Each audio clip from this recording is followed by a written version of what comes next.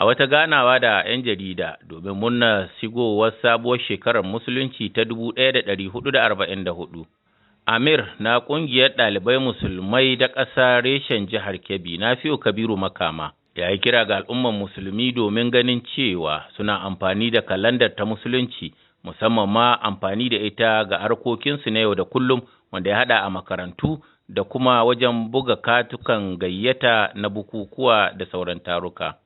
Amir Nafi'u ya kuma yi amfani da wannan damar inda ya kira ga gwamnatin tarayya da kuma malaman jami'o'i na ƙasar nan da su yi ƙoƙarin ganin cewa an cimma matsaya domin ganin cewa an buɗe makarantun jami'o'i da ke ƙasar nan baki ɗaya.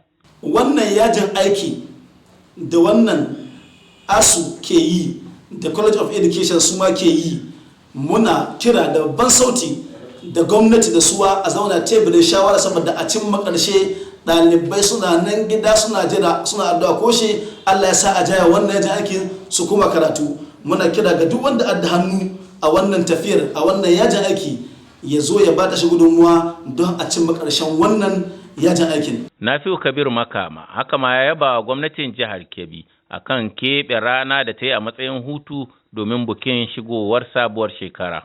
Ya kuma kira ga al'ummar musulmi da su ci gaba da gudanar da addu'o'i domin samun wanzuwar zaman lafiya da kuma haɗin kai a jihar da ƙasa baki ɗaya.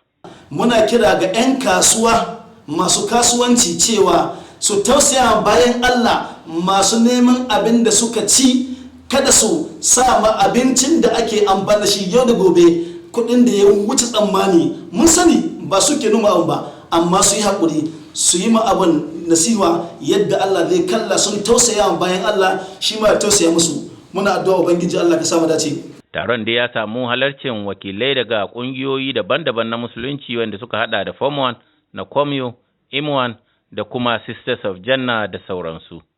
Abdullahi Umar Ilalu, labaran NTA.